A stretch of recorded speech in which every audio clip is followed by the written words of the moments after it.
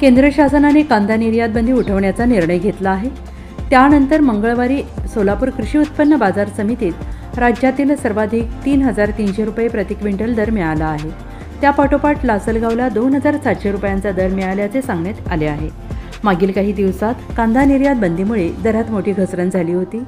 सोलापूर कृषी उत्पन्न बाजार समितीमध्ये दररोज सुमारे 800 ते 900 ट्रक कांद्याची आवक होत होती। मात्र दर 1,000 ते 1,500 रुपयापर्यंतच मिळत होता, त्यामुळे शेतकरी हवालदिल झाला होता। मागील आठवड्यात कांद्याची आवक कमी झाली होती।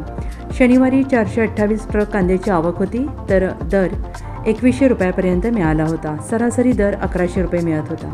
कोसळलेला दर हळूहळू वाढत होता। दरम्यान रविवारी कांदा निर्यात बंदी उठवण्याचा निर्णय झाला, त्यामुळे आता कांद्याला चांगलाच दर मिळेल अशी आशा निर्माण झाली आहे।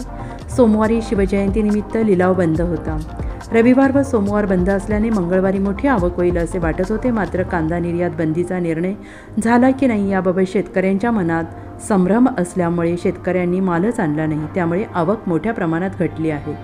केवळ 78 ट्रक कांद्याची आवक मंगळवारी केवळ 78 ट्रक कांद्याची आवक होती। आवक कमी असल्याने दरात मोठी वाढ झाली। शनिवारी 2,100 रुपयाला विकलेल्या कांद्याला मंगळवारी 3,300 रुपयांचा दर मिळाला। सरासरी दरातही वाढ झाली असून 1,900 रुपये दर मिळाल्याने शेतकऱ्यांमधून समाधान व्यक्त होत आहे।